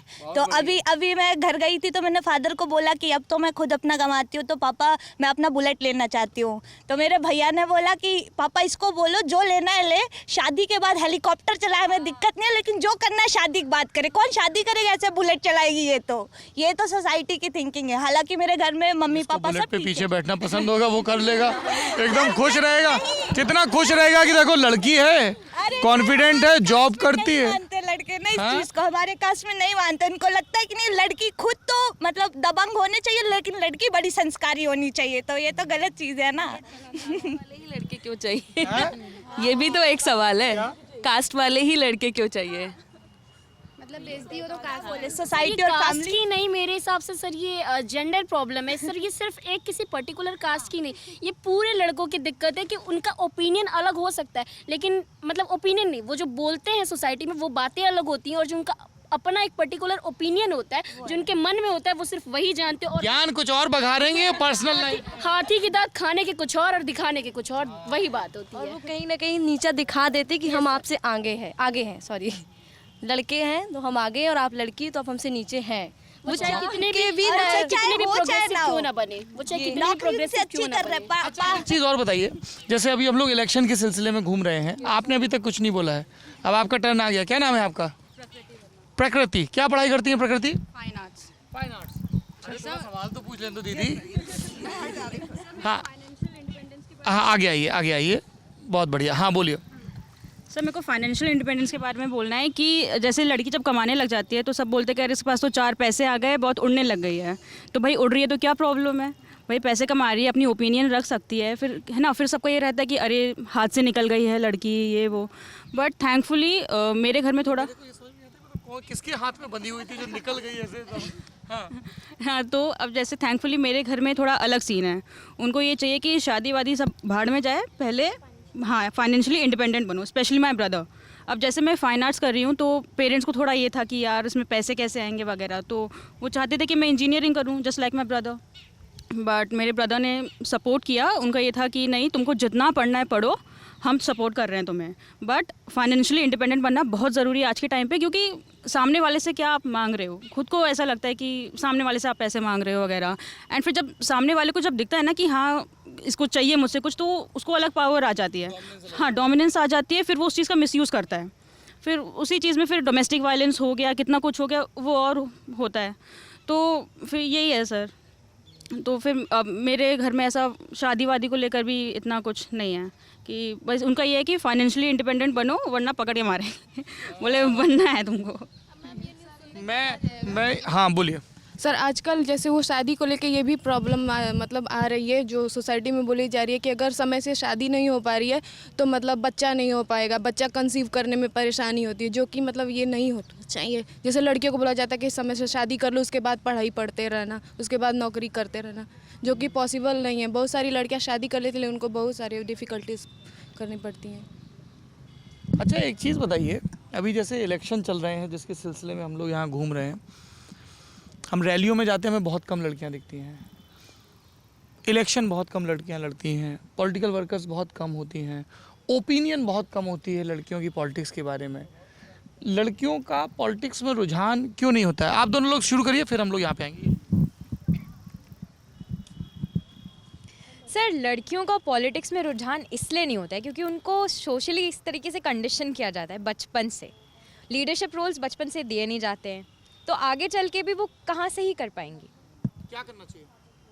सर बचपन से उनको ट्रेन करना चाहिए, सेंसिटाइज करना चाहिए पेरेंट्स को, उनको लीडरशिप रोल्स देने के लिए स्कूल्स में। थोड़ा थ्योरी में समझाइए कि इनका नाम क्या नाम है? राखी है, स्कूल में पढ़ रही, तो इनके स्कूल में किस तरह की प्रोग्रामिंग होनी चाहिए कि जिससे इनके भीतर की लीडरशिप क्वालिटीज़ इंप्रूव हों, और पॉलिटिक्स के कंटेक्स्ट में खास तौर पे क्या न्यूज़पेपर रीडिंग कंपलसरी होनी चाहिए, क्या होना चाहिए? हाँ न्यूज़पेपर रीडिंग कंपलसरी होनी चाहिए। टीचर्स को उठा के, लड़कियां होती हैं कई बार ऐसा होता है कि लड़कियां पीछे शाई हो जाती है और लड़के कुछ ज़्यादा ही ओवर्टली आगे आते हैं और उनको, होते हैं, बकबक करते हाँ रहते हैं। उनको इनकरेज किया जाता है, लड़कियों को नहीं किया जाता। वो शांत रहती है तो उनको शांत ही बैठने दिया जाता है, ये भी है बिल्कुल। हाँ, और उसको प्रेज किया जाता है कि this is a good attribute. मेरे साथ भी ऐसा होता था, मेरा भाई बहुत शरारती था और मैं शांत थी, तो मेरी शांत होने की स्थिति को बहुत प्रेज किया जाता था कि ये कितनी शांत लड़की है, जितना ये शरारती है ये भाई इसका, उतनी शांत ये लड़की है। तो मुझे लगता है कि बचपन से घरों में, स्कूलों में मौके देने चाहिए उनको आगे बढ़ने के, और उनको उठा के बोलना चाहिए कि बेटा आगे बढ़ो। हाँ, पुश करना होगा। जी मैम। बचपन से आपको बताया जाता है कि गुड गर्ल्स एक सर्टन वे में बिहेव करती हैं, जैसा सुरभि कह रही थी, that you are not suppose to raise your voice, कि आप जवाब नहीं देते हैं, रिटॉर्ट नहीं करते हैं, और स्कूल्स में भी आपकी यही कंडीशनिंग की जाती है सारे टीचर्स के साथ। तो इन चीज़ों को शायद कहीं ना कहीं बदलने की ज़रूरत है। लड़कियों को और इनकरेज करना पड़ेगा बोलने के लिए। पब्लिक स्पीकिंग में schools rarely encourage female speakers, they never encourage orators like that, and जब भी कोई लड़की कोई politically motivated बात करती है तो उसे बड़ा discourage किया जाता है कि oh you are a woman, you are not supposed to think that way, नहीं तो कुछ हो जाएगा। हाँ, ज़्यादा मत सोचो, it's going to be tough for you। तो दिस इन्फॉर्मेशन सबसे पहले तो स्कूल में शायद ये डिफ्रेंसिएशन ही ख़त्म करना पड़ेगा जेंडर का, कि तुम लड़की हो, तुम लड़का हो, या फिर तुम किसी और जेंडर से हो। That needs to disappear completely, and जिस दिन ये हो जाएगा शायद चीज़ें थोड़ी थोड़ी बदलने लगे। बताइए पॉलिटिक्स में लड़कियां ज़्यादा कैसे? I will come to you. Sir एक बात मैंने कहीं पढ़ी थी कि अच्छे घर की लड़कियां आंदोलन नहीं करती, अच्छे घर की लड़कियां आवाज़ नहीं उठाती, मतलब वो शांत रहती हैं। तो ये सर जो एक अच्छे घर वाला टाइटल होता है, या फिर जो अच्छे बच्चों वाला, अच्छी लड़कियों वाला टाइटल होता है, ये सबसे बड़ी प्रॉब्लम है मेरे हिसाब से। अगर जो लड़की, अगर किसी को प्रॉब्लम है तो वो अपनी आवाज़ ना उठाए, क्योंकि अगर वो आवाज़ उठाती है तो वो अच्छी लड़की नहीं है। इसको लेकिन बदला कैसे जाए? जी बोलिए। हाँ, आप कुछ कहना चाह रही थी? हाँ जी, मैं आऊँगा आपके पास। मतलब मैं पॉलिटिक्स में ज़्यादा विमेन दिखें और उनका ज़्यादा मतलब एज अ वोटर भी, अगर पॉलिटिशियन नहीं भी बनना है, पॉलिटिकल वर्कर नहीं भी बनना है, तो भी उनका ज़्यादा पार्टिसिपेशन दिखे, वो ज़्यादा वोकल दिखें। जैसे हम लोग चौक चौराहों पे बहस होती है ना, तो एकदम से जैसे बहस शुरू करेंगे तो तुरंत 4 लड़के एक पार्टी के, 4 आदमी दूसरी पार्टी के, फिर तीसरी पार्टी आएंगे। महिलाएं बहुत कम दिखेंगी आपको उन ढाबों पे, चौराहों पे। हमें बहुत ऐसे स्पेसिफिकली देखिए रिक्वेस्ट करना पड़ा, because we really wanted to hear your voice. मतलब इसका एक बहुत अच्छा एग्जाम्पल, क्योंकि हम बनारस हिंदू यूनिवर्सिटी में बैठे हैं, 4 या 5 साल पहले यहाँ पे एक मूवमेंट हुआ था विमेंस राइट्स के लिए। उसमें लड़कियाँ फोर फ्रंट पे थीं, और वो मूवमेंट एक ऐसा मूवमेंट था जो बहुत ही सक्सेसफुल था, देश तक उसने अपनी आवाज़ पहुँचाई। लाठी चार्ज हुआ उस मूवमेंट में, और उसके बाद एक अवेयरनेस आई कि कर्फ्यूज़, हैरेसमेंट, ये सब वॉइस आउट करना चाहिए। लेकिन उसके बाद से हमने जो एक्सपीरियंस किया है, बहुत बार बनारस की लोकल पब्लिक या जगह जगह पे लोग, तो ये बहुत कॉमनली मैंने सुना है कि BHU की लड़कियां तो बदमाश होती हैं।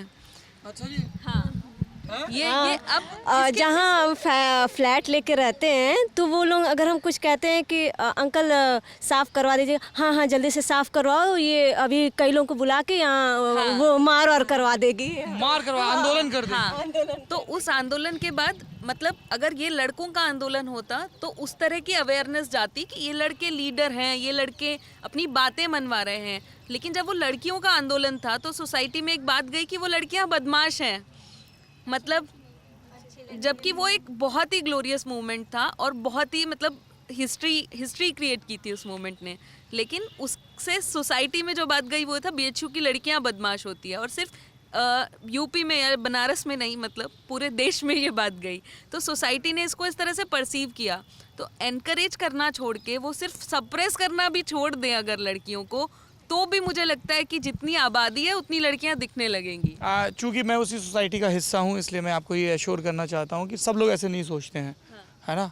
तो ऐसे भी बहुत सारे पुरुष होंगे जो उसी सोसाइटी को रिप्रेजेंट करते होंगे, जो इस चीज़ से बड़े खुश होंगे कि जैसे मैंने शुरू में कहा ना कि एकदम अपनी बात ज़ोरदारी से कहने वाली लड़कियों को बड़ी ज़रूरत है। क्योंकि बहुत ही कल्चरल पॉइंट ऑफ व्यू से भी देखें तो अगर आधी आबादी बहुत स्ट्रांगली अपनी ओपिनियन रख रही है, आधी के कंसर्न नहीं आ रहे तो बैलेंस ही नहीं रहेगा ना।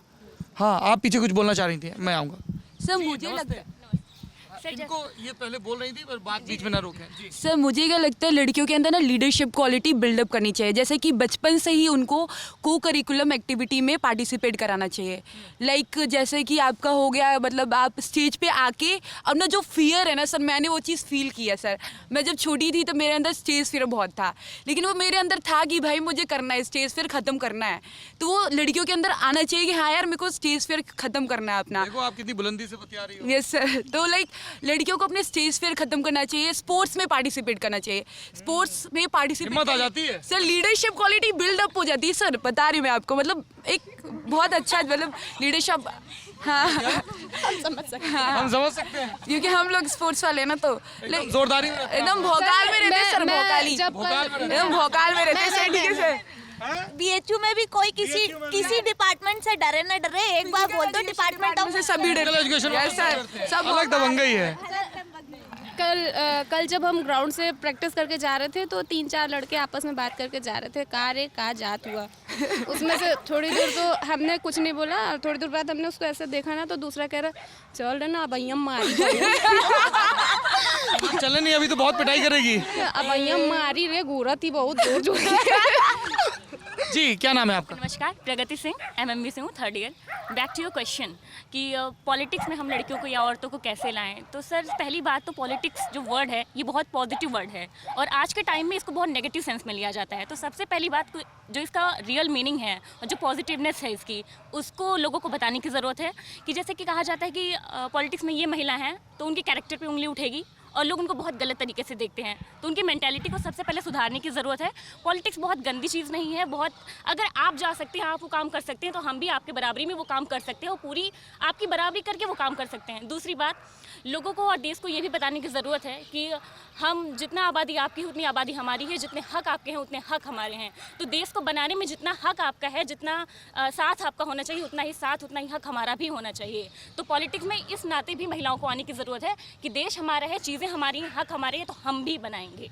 Thank you. ये तो एक थ्योरी की बात हो गई कि आना चाहिए, पर कैसे आएँ, किस तरह के इनिशिएटिव लिए जाएँ? जी बोलिए। यस सर, जैसे कि मैं एक एनजीओ में काम करती थी तो मैंने वहाँ पे देखा कि अगर स्कूलों में चाइल्ड पार्लियामेंट होता है कि बच्चों को वहाँ पे बोलने के लिए, जैसे दीदी ने बोला कि न्यूज़पेपर अगर लड़कियाँ पढ़ती हैं, अगर स्कूल में इसके लिए किया जाए कि छोटे छोटे ये इवेंट्स ऑर्गेनाइज किए जाएँ, चाइल्ड पार्लियामेंट वगैरह, तो मुझे लगता है कि इससे लड़कियाँ निकल कर आ सकती हैं पॉलिटिक्स में। स्कूल लेवल से ही वो चीज़ शुरू। चलिए मेरे लास्ट 2 सवाल हैं। हाँ बोलिए, क्या बोलिए? अब सवाल शुरू।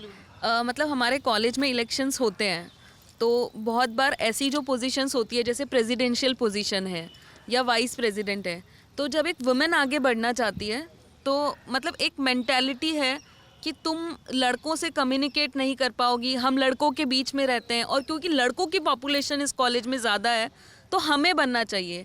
तो उन्हें लगता है कि लड़कों की पॉपुलेशन अगर 80% है तो उनकी प्रॉब्लम्स भी, कॉलेज की 80% प्रॉब्लम्स लड़कों की प्रॉब्लम्स होनी चाहिए। उन्होंने वो रेशियो बांट दिया। अच्छा मुझे 2 चीज़ें बताइए, आप चिड़िया की फ़ोटो खींच रही हैं क्या? नहीं, मैं बस पीस को ऑब्जर्व कर रही अच्छा, अभी सवाल आगे बढ़ाएं। मेरे 2 सवाल हैं और इसमें सबको बोलना है, मतलब इसमें कोई भी ऐसे पीछे बैठ के आगे आ जाइए। अभी तो ये सब सीटें खाली हो गई, आगे आओ, आ जाओ दीदी, खिसक के आप आगे आ जाओ, आइए। हाँ, इसमें सब लोगों को अनिवार्य रूप से बोलना है। मैं पेपर पहले ही आउट कर दे रहा हूँ ताकि सब लोग अपने अपने जवाब सोच सकें। एक सवाल मैं आपसे ये पूछूंगा कि आपके लिए इलेक्शंस में सबसे बड़ा मुद्दा क्या है, the biggest reform you want.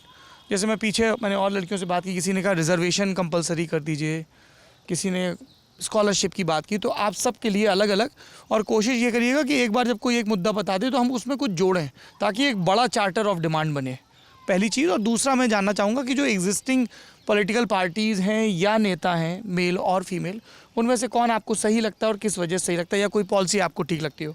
ठीक है, तो हम लोग स्टार्ट करें। सबसे पहले कौन बताना चाहेगा सबसे बड़ा मुद्दा क्या है?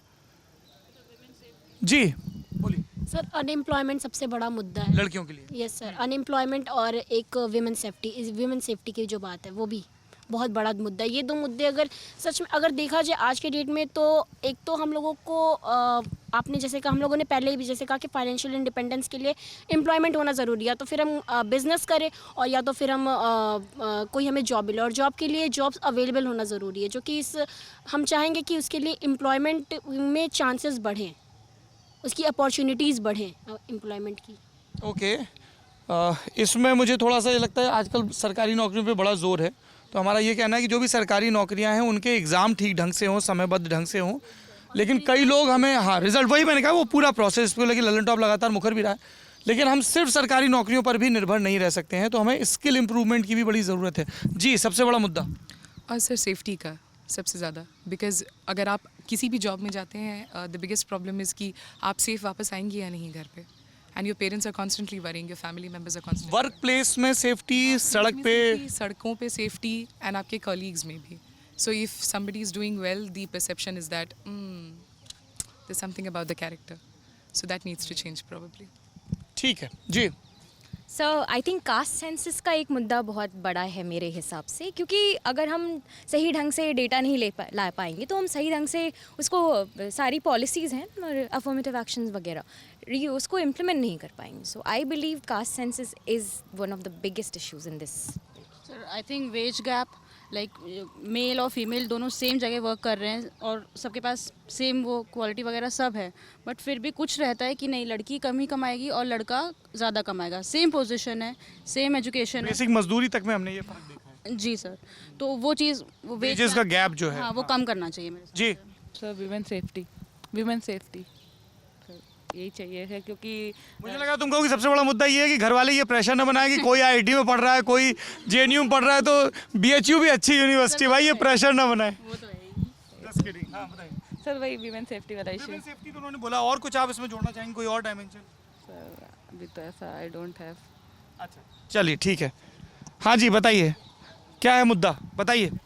सर मुद्दा हमारे लिए मतलब सुरक्षा और शिक्षा की है, कि अगर थोड़ा विस्तार से शिक्षा में क्या, कैसा शिक्षा में ज़्यादा वजीफे मिलें, ज़्यादा स्कूल खुलें? हाँ, जैसे सर आपने बोला ना कि स्किल बढ़ाएं, स्किल डेवलपमेंट की बात, उसमें उसको बढ़ाने की बात कर रहे हैं कि शिक्षा किस तरह से बढ़े, उच्च शिक्षा की तरफ महिलाओं को प्रेरित किया जाए। जो कुछ महिलाएं जैसे खास चीज़ बताइए, जैसे कुछ नहीं अच्छा कर रहे हो तो बीए कर लो, बीएससी कर लो, बीटीसी कर लो, तो कुछ नहीं कर रहे हो तो बीएड कर लो, इसको कैसे और बेटर कर सकते हैं? सर यही है कि मतलब माहौल अगर सही रहेगा तभी तो होगा। नहीं, स्किल सेट के लेवल पे मैं पूछ रहा हूँ। जी बताइए। मोटिवेशन से, मतलब मोटिवेट करें लोगों का रुझान जो है वो बिजनेस या फिर स्टार्टअप्स वगैरह में बढ़ा करके। अच्छा, मतलब जब आपके, वही मैं कह रहा हूँ कि जब ग्रेजुएशन आपका हो रहा है, हाँ जी, वो लोग गवर्नमेंट जॉब के लिए इस वजह से कहते हैं कि बीटीसी कर लो, बीएड कर लो, खास करके गर्ल्स के लिए, क्योंकि वो बहुत आसान तरीके से हो जाता है। बीए किए, एमए किए या बीटीसी किए, बीएड करने के बाद टेट सुपर टेट निकाल के जॉब कर लिए।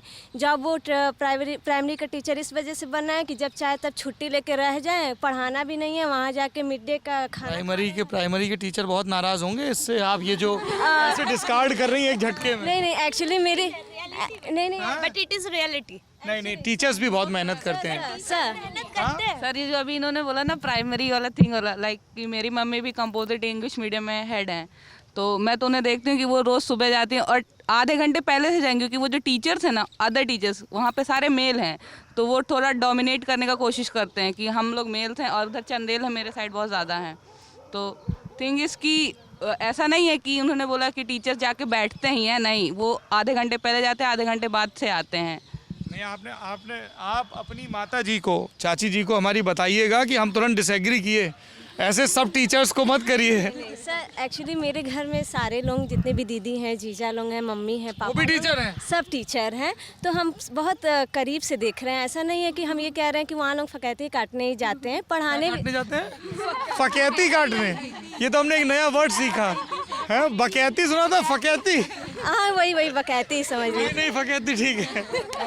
हाँ वो मेरा टोन था फकैती। हाँ तो फकैती काटने ऐसा नहीं है, पर पढ़ाने भी जाते हैं। पर मेन क्या है कि अगर कोई पढ़ा लिखा भी नहीं है या कमज़ोर है, तो ये नहीं कि उसको अलग उसके लिए वो करें, प्रेरित करें। नहीं, सबको बीएड बीटीसी, सबको वो कि पढ़ना ही ज़रूरी है, पढ़ना है, टीचर बनना है, प्राइमरी टीचर। इतने लोग वैकेंसी भरते हैं, एग्ज़ाम के लिए करते हैं, पर सबको जॉब नहीं मिलती है। पर सब उसी के पीछे परेशान है। कुछ नहीं तो प्राइमरी टीचर, कुछ नहीं तो प्राइमरी टीचर, उसको हलवा बना दिए हैं लोग। एक्चुअली स्कूल में स्टूडेंट बहुत कम है और टीचर्स ज़्यादा हैं, मतलब बच्चे 10-20 हैं और टीचर्स नहीं, अभी टीचर्स कमी है, थोड़ा सा फैक्चुअल गड़बड़ हो गई है। घर वाले भी तुम्हारे नाराज़ होंगे। मुद्दा क्या है बताइए, इलेक्शन का सबसे बड़ा आपके लिए? आई थिंक एजुकेशन अगर प्रॉपरली दी जाएगी तो फिर शुरुआत में, मतलब यंग एज में आने के बाद उसे पता रहेगा किसी भी एक पर्टिकुलर पर्सन को कि आगे वो अपने लिए क्या कर सकते, क्लैरिटी होगी लाइक। हाँ, तो आई थिंक वो ज़्यादा ज़रूरी है मेरे हिसाब से।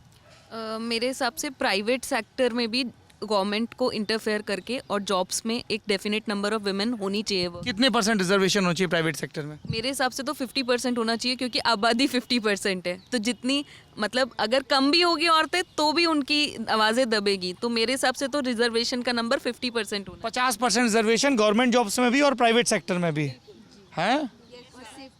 हाँ सेफ्टी तो है ही। हाँ, और इसमें कुछ जोड़ना चाहिए इसके अलावा? जो सेफ्टी अपने आप आ जाएगी। सेफ्टी तो है ही, हाँ वो फ़र्क पड़ेगा। सर एम्प्लॉयमेंट में इक्वल अपॉर्चुनिटी दी जाए। जैसे कि मैंने देखा है कि सीडीएस में जो मैं एनसीसी स्पेशल एंट्री से जाती हूँ, तो लड़कियों को सिर्फ 4 सीटें दी जाती है एनसीसी स्पेशल एंट्री में, और सर बॉयज़ को 51 दी जाती है। ये कौन सी इक्वल अपॉर्चुनिटी की बात कर रहे हो आप? इक्वल अपॉर्चुनिटी की बात करो तो इक्वल दो ना, आप इक्वल दे ही नहीं रहे हो। सर सीडीएस में मैंने देखा है कि लड़कियों को, मतलब जो एग्ज़ाम्स होते हैं, तो एग्ज़ाम्स में भी ऐसे ही होता है कि लड़कियों की कम रहती है और लड़कों की ज़्यादा रहती है। तो इक्वल अपॉर्चुनिटी 51 सीटें होनी चाहिए, बल्कि और बढ़ा देनी चाहिए। Very valid. इसमें ऐड करनी थी कि जो सेफ्टी का मुद्दा है, अगर ऐसा हो कि 50% औरतें ही हो, तो सेफ्टी का मुद्दा ही नहीं रहेगा। क्योंकि आपको सड़कों पे, वर्क प्लेस पे जब औरतें दिखाई देंगी, तो वो सेफ्टी एक मुद्दा ख़त्म ही हो जाएगा। मैं आज से तकरीबन 18 साल पहले पहली दफ़ा बेंगलुरु गया, और मैंने देखा कि वहाँ पे जो सरकारी बसें चल रही थी, उसकी कंडक्टर महिलाएं थीं। वो मेरे लिए इतना एम्पावरिंग सीन था। फिर मैं जब पहली बार मुंबई गया तो देखा, मेरी फ़्लाइट उतरी और मैं टैक्सी से जा रहा हूँ कहीं पे, तो रात के 11-12 बजे हैं, और जो बस डिपो हैं, है ना, वहाँ पे लड़कियाँ, औरतें ऑफिस से लौट रही हैं या कुछ खाने पीने के लिए बैठी बतिया रही हैं आराम से। तो वो अपने आप में इतना ताकतवर सीन दिखता है ना। And you are very right कि पार्क में, बसेस में, दफ्तरों में जब वो आपको बराबर से लड़कियाँ दिखेंगी तो कोई फिर अपना एक्सपीरियंस शेयर करना है। सर हम लोग रिसेंटली ना दार्जिलिंग गए थे। सर हमारा एमपीएड का टूर था, लीडरशिप टूर। तो मैंने देखा नॉर्थ ईस्ट में, मतलब दार्जिलिंग में, लड़कियां ट्रैफिक पुलिस है वहाँ पे। वो लोग मतलब अपना ट्रैफिक पुलिस में भी है। नॉर्थ ईस्ट में तो जेंडर का बहुत सही सर, मतलब बहुत, मतलब लग रहा था कि सेफ्टी बहुत ज़्यादा है। रात बंदियाँ मतलब घूम रही हैं, कोई वहाँ पे मतलब सेफ्टी को लेकर कोई कंसर्न ही नहीं है। और एक और बात है इसमें कि सेफ्टी के नाम पे ना हमें एंटी रोमियो स्क्वाड नहीं चाहिए, हमें इक्वल अपॉर्चुनिटीज़ चाहिए। और विमेन एम्पावरमेंट के नाम पे हमें सिलेंडर नहीं चाहिए ताकि हम खाना बनाएं, हमें जॉब्स चाहिए। मैं यहाँ पे थोड़ा सा आपसे डिसएग्री कर रहा हूँ। आपने जो मांगा वो उससे मैं सहमत कर रहा हूँ, क्योंकि बहुत सारी हम लोग रूरल एरियाज़ में जब रिपोर्टिंग के लिए जाते हैं ना, महिलाओं से बात करते हैं, तो मुझे एक दफ़ा एक महिला मिली और उससे हम उज्ज्वला योजना के बारे में बात कर रहे थे। तो हमें उज्ज्वला योजना की रिपोर्टिंग के दौरान कई कमियां भी मिलती हैं कई बार की। जैसे हमें उड़ीसा में ये कमी मिली थी 2019 के चुनाव में कि जो गैस एजेंसी वाले थे उन्होंने बहुत दूर दूर तक कनेक्शन बांट दिए थे, 100 किलोमीटर दूर तक बांट दिए थे। अब 100 किलोमीटर दूर कौन भरवाने आएगा, उस तरह की दिक्कतें आई।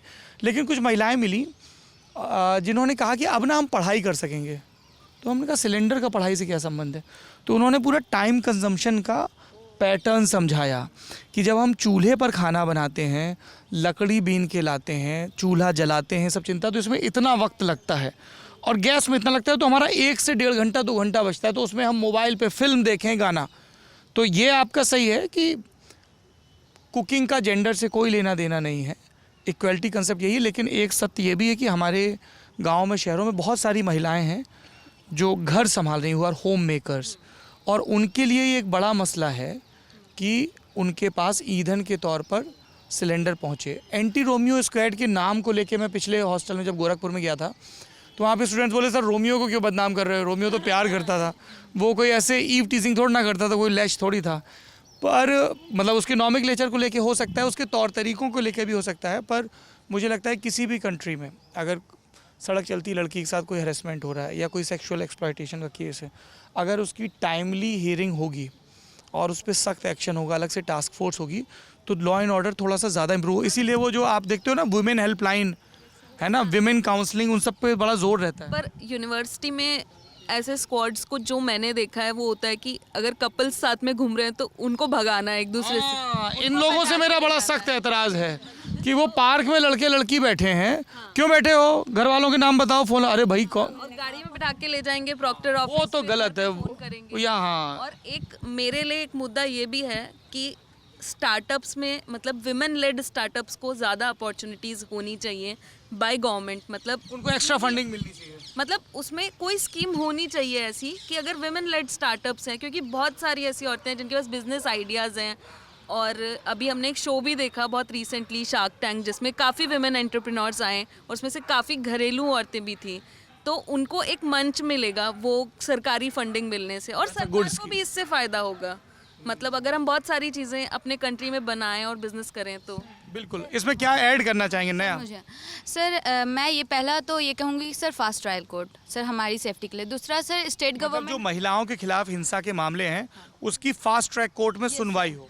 और सर सेकंड थिंग मैं ये कहूँगी कि स्टेट गवर्नमेंट का इनिशिएटिव होना चाहिए ताकि employment of women in defence sector में हो। सर थर्ड थिंग मैं ये कहूँगी जो PMKVYs और जो बाकी स्किल डेवलपमेंट जो बंद पड़े हुए लॉकडाउन में, उनका फिर से रिग्रोथ हो, डेवलपमेंट हो, और उसमें बाकी और डिवर्स स्किल का भी मतलब इंक्लूड किया जाए। मतलब वहाँ पे स्किल के नाम पे ब्यूटिशियन रहेगा या फिर कुछ कंप्यूटर DCA रहेगा, लेकिन और भी जो यूनिट्स है उसमें और भी बहुत सारे स्किल्स लाए, जैसे इलेक्ट्रीशियन का काम, कारपेंट्री का काम। सर बहुत सारे यूनिट्स में नहीं है, बहुत सारे PMKVYs में नहीं रहते हैं जो घर के बगल में, उसमें और भी बहुत सारी चीज़ें हैं जैसे मधुबनी पेंटिंग, टिकुली आर्ट, ये सबको भी इंक्लूड करे। तो ये 3 मुद्दे मेरे खिलाफ। वेरी गुड जी। सर बेसिकली सेफ्टी और जितनी भी आज बातें हुई, अगर हम इनिशियल से ही ज़्यादा एजुकेटेड रहेंगे, हमें पता रहेगा कि आगे क्या करना है, तो बाकी हमें क्लैरिटी रहेगी फ्यूचर में कि हाँ हमारा माइंडसेट है, हम बोल सकते हैं। मुझे लगता है कि मैं एक अपनी तरफ से ऐड कर देता हूँ कि लड़कियों के लिए करियर काउंसलिंग भी एक बड़ा मुद्दा होना चाहिए। 9, 10th, 11th, 12th में उनको बताने वाला कि तुम बहुत कुछ कर सकती हो, सिर्फ मेडिकल इंजीनियरिंग और इतने तक की दुनिया सीमित नहीं। जी क्या जोड़ना चाहेंगे? मतलब लड़कियों को जैसे बचपन से ही नरिश किया जाता है, वो बड़े होकर भी वैसी थिंकिंग रखती हैं और अपने आने वाले जनरेशन्स में भी उसका ऐड करती हैं, बताती हैं जैसे होता है। तो मेरा ये लगभग मानना है कि लड़कियों को इनकरेज करना और सप्रेस करना, दोनों के पीछे एक तरीके से फैमिली का ही हाथ होता है। पर इलेक्टोरल इशू, अभी सवाल ये है कि इलेक्शन में क्या मुद्दा जोड़ना चाहेंगे? जी बताइए। सबसे बड़ा मुद्दा तो एजुकेशन ही है, और इस समय प्रेजेंट टाइम पे एजुकेशन को बहुत दबा दिया जा रहा है, क्योंकि जिस तरह से लॉकडाउन लगा दे रहे हैं कि सरकार, मतलब जैसे चुनाव आ रहा है तो लॉकडाउन हट जा रहा है, और जैसे ही बच्चे पढ़ाई कर रहे हैं तो वहाँ पे लॉकडाउन लगा दे रहे हैं, मतलब स्कूल बंद कर दो। और छोटे बच्चे इस समय जो जैसे 6, 7, 8 के बच्चे हैं जिनको पास कर दिया जा रहा है, तो वो मतलब डायरेक्ट लर्निंग लॉस। हाँ, 9, 10th में जाके वो बच्चे क्या सीखेंगे, उनके पास कोई मतलब कुछ नहीं है उनके पास। जोड़ना चाहेंगे आप? सर मेरे पास 2 मुद्दे हैं। एक, जैसा कि आपने कहा कि हमें करियर काउंसलिंग की ज़रूरत है, तो पहली बात मैं बोलना चाहूँगी, अगर मुझे पढ़ाया ही नहीं जा रहा तो मैं करियर काउंसलिंग का क्या करूँगी? इसके लिए प्राइवेट सेक्टर्स में भी, गवर्नमेंट सेक्टर्स में भी, दोनों में, कि जैसे कि अगर मेल की फ़ीस 50 रुपये है तो एटलीस्ट हमारी उससे कुछ कम रखी जाए। और ये प्राइवेट सेक्टर्स की भी ज़रूरत है, क्योंकि हमारे मम्मी पापा हम पे इन्वेस्ट नहीं करना चाहते हैं, क्योंकि हमें दूसरे के घर जाना, ये कॉमन थिंकिंग है, हर कोई जानता है। और दूसरी बात मैं ये कहना चाहूँगी, हो सकता है आप भी इससे एग्री ना करें और यहाँ पे कोई एग्री ना करें, कि लोग कह रहे हैं कि हमें क्या चाहिए और आप क्या करिए हमारे लिए, बट मेरी डिमांड ये होगी कि आप एक काम मत करिए, religion politics of religion please मत करिए, क्योंकि इससे बुरका वाला एक कांड आता है, कभी सबरीमाला वाला मंदिर आता है, ये सब कुछ है, हमें पता नहीं चल रहा है कि मैं साइकोलॉजिकल है, सोशल है, लेकिन it's a kind of politics. तो हमें ये सारी चीज़ें नहीं चाहिए, हमें अच्छी चीज़ें सोशल और इन चीज़ों से हो सकती हैं, लेकिन आपकी पॉलिटिक्स की वजह से जो चीज़ें समाज में ख़राब हो रही हैं, प्लीज़ वो मत करिए। That's it. Sir I want to add something. मेरी तरफ से ये चाहिए गवर्नमेंट को क्या करना चाहिए बेसिकली इन सारी चीज़ों को लाने के लिए। हमारा जो कुछ भी अभी तक बात हुआ डैट इज़ पॉलिटिकल व्यूज़ में लड़कियां बढ़े, फिर उसके बाद आपका स्पोर्ट्स में बढ़े, तो इसके लिए यही चाहिए गवर्नमेंट को कि हर डिस्ट्रिक्ट लेवल पे ऐसे कॉन्फिडेंस बिल्डअप चीज़ें चलाए जिससे आप लड़कियों को मैक्सिमम पार्टिसिपेशन दे सकें। कैसे कॉन्फिडेंस में?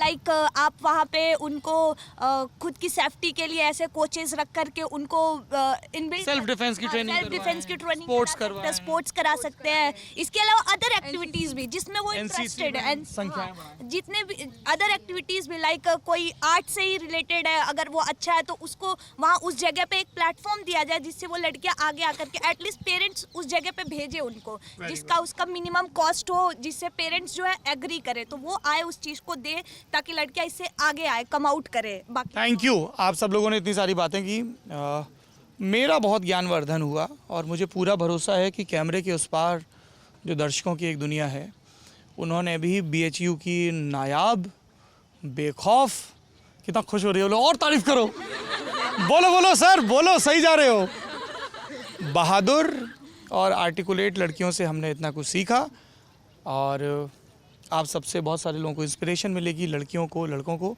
Thank you so much and I wish you all the best. Thank you. आप देख रहे हैं ललन टॉप और इसी वीडियो के साथ हमारी ललन टॉप की उत्तर प्रदेश की और 2022 के पूर्वार्ध में होने वाले 5 राज्यों के विधानसभा चुनाव की कवरेज ख़त्म होती है। इजाज़त दीजिए, कमेंट बॉक्स में बताइए क्या अच्छा लगा और क्या बुरा लगा, कहाँ पर हम लोग और सुधार कर सकते हैं, क्योंकि सीखने का सिलसिला, सीखने की गुंजाइश हमेशा बनी रहती है, बनी रहनी चाहिए और इससे हमारे भीतर भी जिम्मेदारी का भाव और ज़्यादा बढ़ता है। देखते रहिए ललन टॉप। शुक्रिया।